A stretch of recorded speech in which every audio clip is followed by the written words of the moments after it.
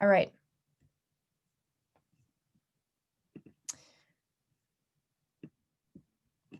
Actually, before I get started, I'm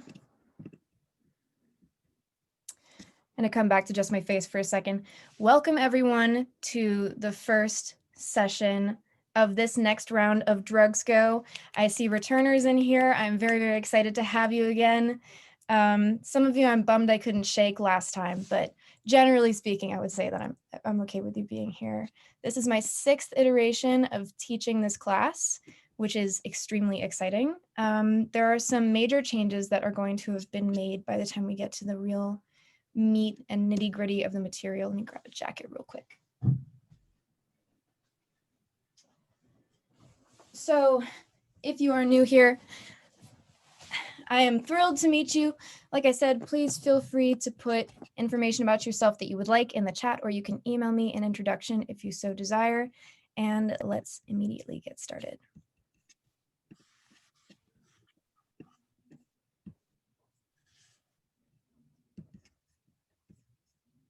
All right. So we're going to go over all the basics real quick. And then because I personally hate it when I start a new class and the entire first session is just talking about the syllabus, which there isn't one, or there is one technically, but we're not using it for this one. We're going to immediately start content. So this is a preemptive thing. There's me with a fish hat on. I don't know where that fish hat is, and I would very much like to have it again. My pronouns are she, her. I recently graduated with a degree in computer science and visual art from Oberlin College. You might be thinking, why is someone who is a computer science and art major teaching a class about drugs? The answer is that my degree is utilitarian and my life surrounds this subject. I'm not a medical professional. I'm not a legal expert. I'm a nerd. So anything that I say on these subjects, please respect the fact that my credentials are all outlined on the website. You can feel free to peruse them at your leisure. A couple of years ago, I founded the Oberlin Students for Sensible Drug Policy chapter, and I currently work for DanceSafe, which is, I'm sure, how some of you arrived here this evening is through DanceSafe. So this is a pretty big disclaimer that I'm including here right now. DanceSafe is currently reviewing this class to potentially absorb it into our material. So this is a pilot run for DanceSafe right now, which means that nothing that I say has been officially reviewed or endorsed by DanceSafe. So please keep that in mind. I currently have very much a not work hat on. I don't have any hat on, actually, and except for that fish hat in the photo, but that was so long ago, it's not even me anymore. So just please keep that in mind with all of these things, that this really truly is a personal project. It is just me. However, if you're familiar with the DanceSafe Instagram stories or any of our social media comment, that is also just me. So you are seeing the face behind the stories about drug quizzes. I hope that you've enjoyed them as much as I have, especially today's when I asked if you prefer scrambled or fried eggs, and fried eggs won, which was a little bit upsetting for me, but I'll get over that at some point. I also work for Insomniac's ground control team. There are a couple of ground controllers in here. You can feel free to raise your hands or identify yourselves in the chat. It's basically a roaming harm reduction team. Yes, hi, Diego. Roaming harm reduction team that goes around and finds people that need help in some way, shape, or form. So this job has a lot of different immediate practical applications for harm reduction. We do a lot of work on the ground immediately with people that are having drug experiences or negative interactions or reactions to substances. Now, this class is intended to go over 3 major core things that have a ton of tendrils that surround them. And I'll take this opportunity to say right off the bat, I'm going to make a broad statement, and we're going to see what you feel about it right now, and then later on in the course. And my statement is, what if I told you that I think meth should be legal? Just take a second, think about it. You can sit with it for a minute, like, internalize what I just said. I think that methamphetamine should be legal. And I'm not going to go into exactly why right now. That's the point of taking an entire course on it. But there are 150,000 tiny, minute reasons that contribute to the reason that I feel this way. And we'll go into all of those. And by the time you end this course, I hope that you have enough of an understanding of all the things that go into that statement to be able to make your own evaluation of it. And that's really what this all is about, is informed consent, is having the information at your disposal to make decisions that are educated. That's what this whole thing is about. So Obviously, this is a drug-oriented class, but we're also going to be looking at it through a harm reduction lens and examining the counterculture communities that go along with it. But it's not just about that. It's also about all the people behind the scenes that have made this happen, all of the social and political and cultural and racial implications of everything that goes into the war on drugs. Drugs are one of the most inherently intersectional and political topics that exist. I would say that maybe they are the most intersectional topic that exists. Truly, they're like nothing is untouched by drugs. And I'm going to explain that whole web, including the neurology and neurobiology part of this later. That's irrelevant. Okay, some Q&As, some questions that I frequently get. Can I put this class on my resume? Is there a certification? No, the answer is this is 100% pure education. The only reward that you get from this is within your heart, hopefully, or some other similar corny thing like this. If you want to, you can get creative with it and be like, this is offered like through this thing, whatever you want to say. If you want to basically say like, I took a course about drugs, you can do that, but know that I can't validate any of it because I'm not taking attendance here. So I have no way of knowing if you've been to all of these classes or not. In terms of formality, I'm wearing my burn coat right now. There's a White Claw on my desk. This is something that I do for fun. I am teaching this content as I would teach to my friends. So please be aware of that fact. You can be ridiculous. You can be informal. If you miss a class or you're not sure about something, I will record all of these classes and upload them to YouTube. That YouTube channel is linked on my website. And if you love DrugsCo so much and you want to support it, you can donate to my Venmo. And I will submit 33% of that to DanceSafe and 33% to the Rainforest Conservation Fund. If you have a question, comment, or concern, you can feel free to just kind of like butt in and say it if you want, or you can message the chat. And I want to put in a note here that if you are a person of privilege, please be mindful of the space that you take up with answering questions and making commentary. So if that means mostly regulating yourself to the chat, if you feel like you're speaking a lot out loud, then I trust you to know how to do that, and I will step in if I need to. Just be kind of like considerate of that fact. And I also encourage all of you to add your pronouns to your name, so when I call on you, I make sure that I get them right. In terms of concerns, this is a guerrilla teaching effort. This is like one person to another. If you have a question, a comment, a concern, if you think that I've made a mistake, if you know something that I don't know, if I've conveyed information correctly, whatever, please say so. You can say so in the chat. I will be checking it periodically as I lecture. You can also raise your hand or speak out loud, whatever you want. And feel free to start discussions too. I can't guarantee that we're going to go down every single rabbit hole because we have a lot to cover. But seriously, if there's something that you think would be relevant, feel free to pop it into the chat and I will review it and go over it and hydrate myself. Give me a second. Right. Now, here are some really, really important things to keep in mind. One of the most important parts of drug education is recognizing how much none of us know. That includes me. And I have been deeply, deeply involved, entrenched in harm reduction and drug education and research for pretty much my entire life. Like, this is a core tenet of who I am, and there is so much I don't know. So treat what you learn as fallible. We are discovering new things every single day about substances. New research is coming out, new information is being shared. Maybe my wording will be outdated on some stuff. Maybe the things that I knew 6 months ago aren't as applicable now. So one of the things I'm doing right now is going through and updating everything, but do your own research, fact check, submit questions and comments and concerns to me, and remember the limitations of what I can teach. There is so much to know about drugs, so much to know, that even though we're going to go really, really in depth here, even though we're going to start broad, we're going to get really in depth, you should still be aware of the fact that there's only so much that one specific individual can know about everything pertaining to substances. There's a reason that people get specialized, you know? So I know a lot about a lot of stuff, and I don't know a lot about a lot of stuff. Keep that in mind. Also, when we're thinking about other people's decisions, remember that drug education is not accessible to a lot of people. So be mindful of the way that you conceptualize someone who makes what you would... Please mute yourselves if you join. Please remember that if you're thinking about another person's decisions around drugs, it's important to remember that not everyone has access to making decisions about substances that you would consider to be not problematic. And also, don't forget the goal. The goal here, better lives, fewer casualties. How we get there is up to fluid interpretation. We have a goal. I have a goal. I hope you have that same goal. Please don't share your personal anecdotes in class. It sets up an environment where people might feel a little bit weird if they haven't done a certain substance or don't have experience with drugs. You can also contact me at any time. Questions, comments, concerns, jokes, whatever you need. You can email me to ask for my phone number. Don't ask me where to buy drugs. Seriously, every single fucking semester, someone's like, how do I get DMT?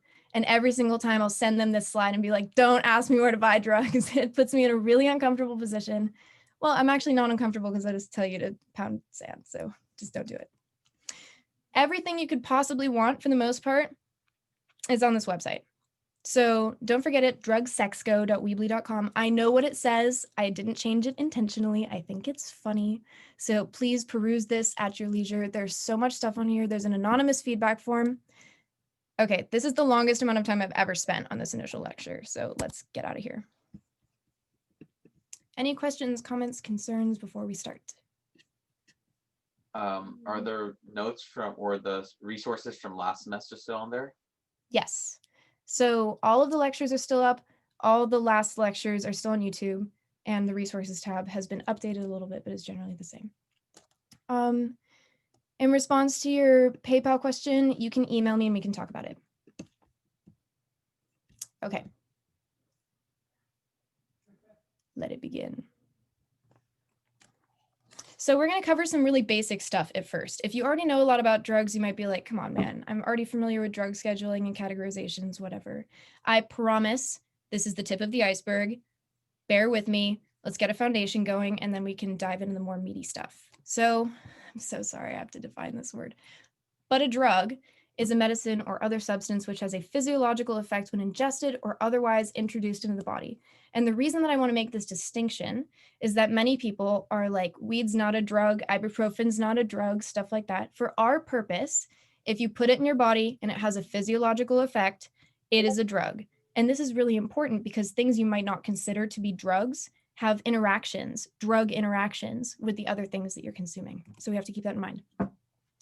1971 rolls around and everyone's favorite president, Richard Nixon, comes in and does his thing, scooty doop, and now we have the Controlled Substances Act, which is what introduced drug scheduling in the first place. And this is based partly on this concept of the potential for abuse of a substance.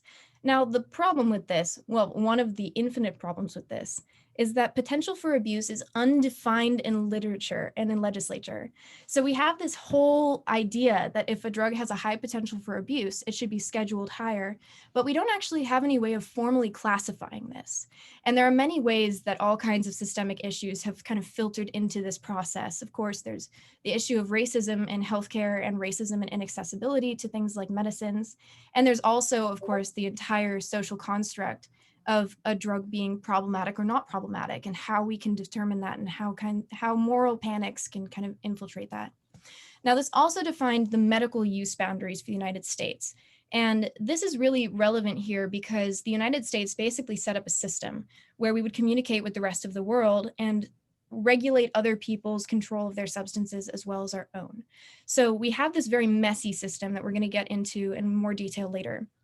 But I just wanted to introduce this really quickly as this concept of drug scheduling. So for instance, Schedule I substances are, according to the US government, no current legal medical use and a high potential for abuse. Now, again, this phrase, a high potential for abuse, is like, who decides what a high potential for abuse is? What is the baseline? And something that's really important to note is that millions of people use substances. I'm sorry about the Discord noises. Millions of people use substances without incident every single day, and it's not really discussed. It's similar to publication bias, which we'll get into later, where the contradictory, the scary, the unusual is very much amplified in our conversations, and we don't really have conversations about non-problematic use for people. That's an aside. I'm going to get off track. Then there's Schedule II, which has restrictive or some accepted legal medical use and a high potential for abuse as well.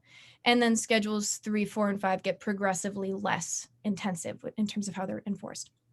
Now, you might ask, Rachel, why do I care about this? Why is this interesting? Oh my God, I need to shut up Discord. Hang on one second. Boy, bye.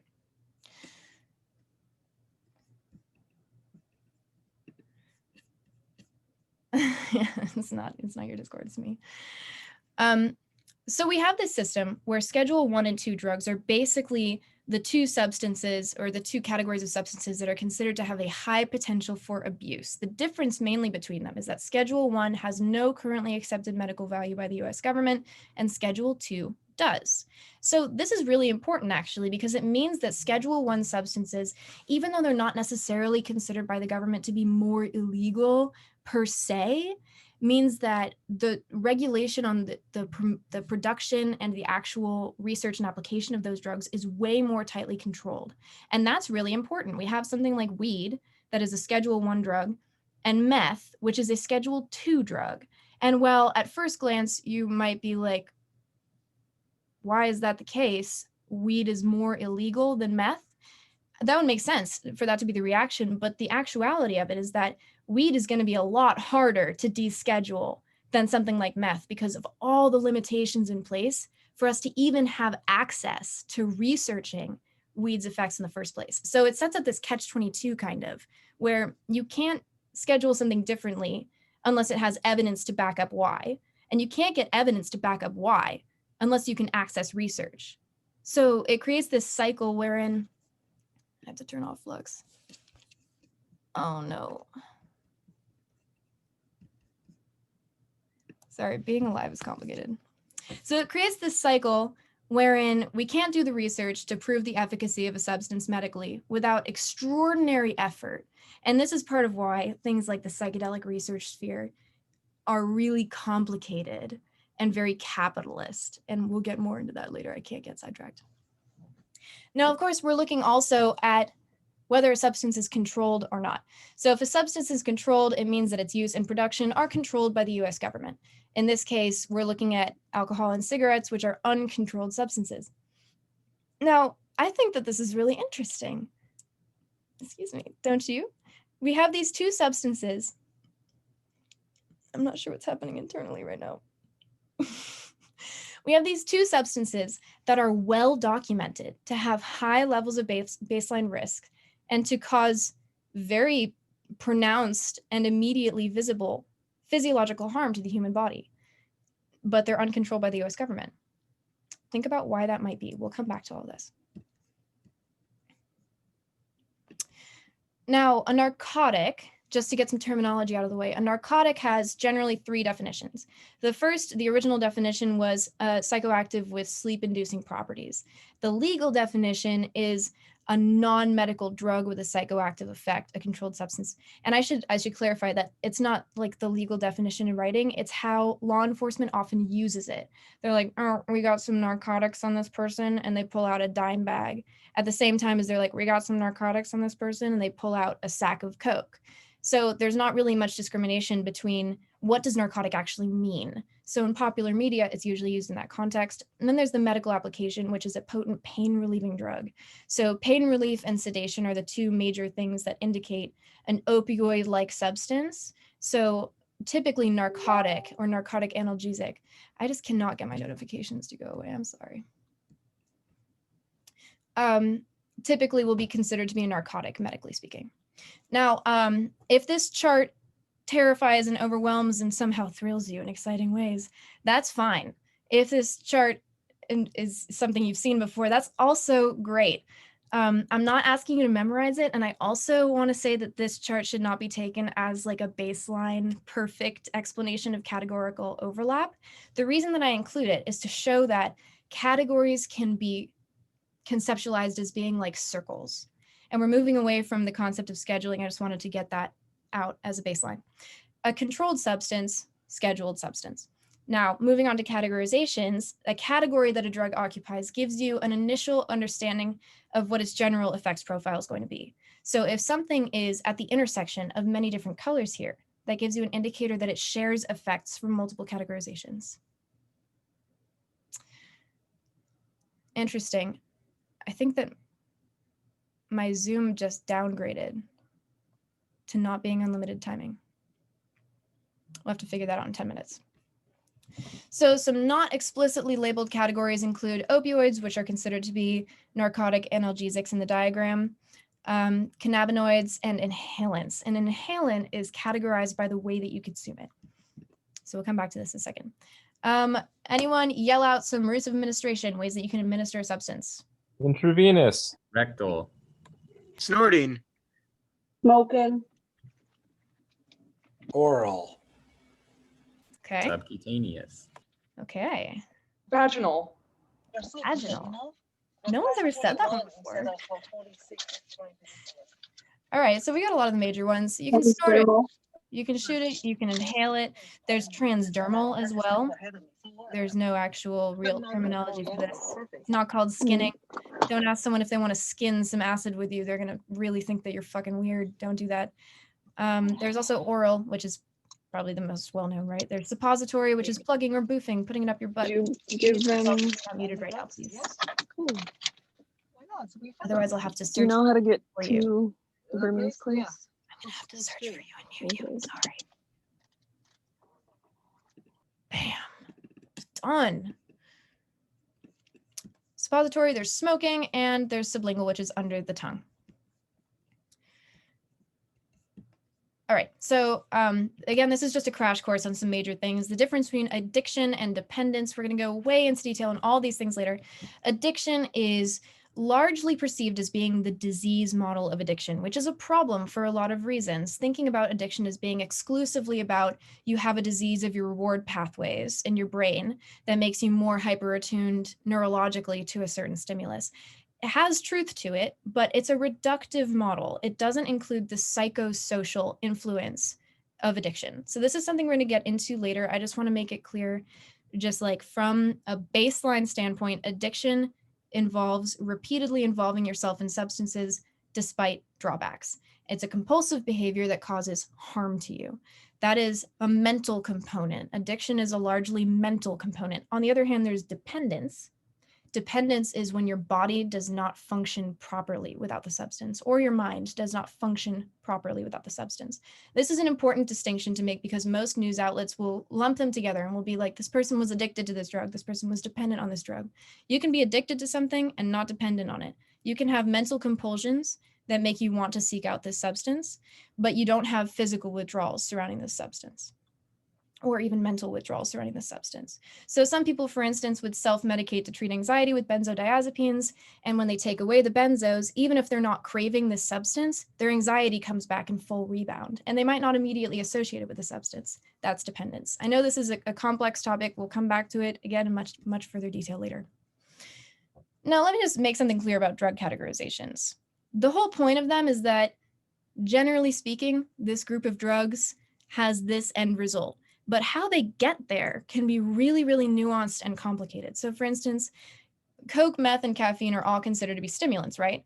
But the way that you get to that designation, cocaine is a dopamine transport reuptake inhibitor, 5-HT3 and 5-HT2 agonist, NMDA antagonist, D1 agonist, and sodium channel blocker. If it sounds like I just read out the alphabet to you, that's fine. We'll go into all of this stuff, most of this stuff later on in the course. And then you have meth, which has a completely unique mechanism of action, but still stimulates your body. And then you have caffeine, which has a completely different mechanism of action that still stimulates your body. So this is important to note because sometimes I'll be like, oh, meth and amphetamine are both stimulants. And the classic response is, aren't meth and Adderall the same thing? No, they're not the same thing. Otherwise, they would both be called meth or they would both be called Adderall and they would have the same chemical structure. So this is important to think about. We cannot lump drugs together just because they share end results, basically, or share similarities in their end results. So keep that in mind. All right, what do you think is on the left? Just shout it out. Ecstasy. It's possible. What do you think is in the middle?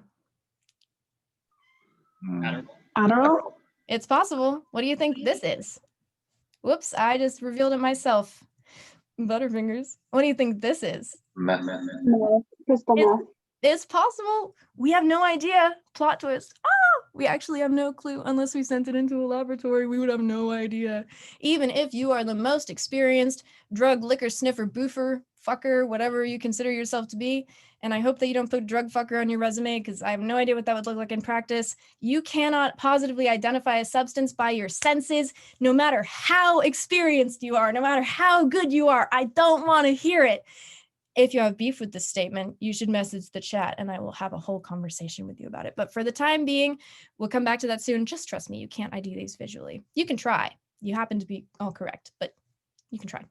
Stimulants, generally speaking, I know this is very basic, bear with me, increase everything. If you are stimulated, you are more of central nervous system activity. Your blood pressure, your heart rate, the rate of cognition that you have isn't necessarily actually faster, but often feels faster. At least the way that you express your thoughts is often quite a lot faster. Ever met that one guy at a party that's 2 beers deep and has just told you the entirety of his life story in under 30 seconds? Because I have. That's stimulants in action for you. Now, some stimulant effects include a whole variety of things. There are so many things that we're not going into right now. We're going to do a whole spotlight on every categorization of drugs. Stimulants often will dilate your pupils, not as drastically as other substances, but to some extent. So this is called mydriasis. It's one of my favorite words. If you're feeling like being highly participatory tonight, you can say it out loud to yourself in your living room in your underwear. Mydriasis. I see you, Matt. Mydriasis. Your driasis. Thanks for playing. Mydriasis is pupil dilation. It occurs predominantly with stimulants and psychedelics and psychedelic-related substances. Probably the most pupil dilating stimulant is MDMA, right? Like if someone's rolling, their pupils are blown out, they're massive. You can barely see their irises. And then there's bruxism, which is jaw clenching. And bruxism can be very unpleasant and painful. And some people get kind of thick, gum chewy lines after doing something like Molly or even doing a lot of amphetamine. And then there's pruritus, which is hard to pronounce. First of all, why did they do that to us? And second of all, it's skin itching or picking can result from this skin itching. And this is like one of those things where this is an example of something that can happen contextually, sometimes on some stimulants, on some days, at some doses to some people, but it's never guaranteed. It's never like a one size fits all kind of thing. Some of the popular stimulants are coke and caffeine and MDMA and meth. What schedule is coke?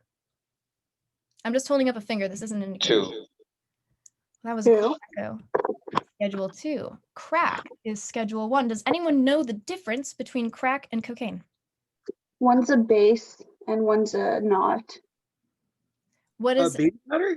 Or is it no? Baking It's soda? baking soda. It's baking soda. So you're in the right direction, right? Like the combination of cocaine and baking soda is what creates crack. That's the only difference. Yet crack is schedule 1 and coke is schedule 2. Does anyone know why?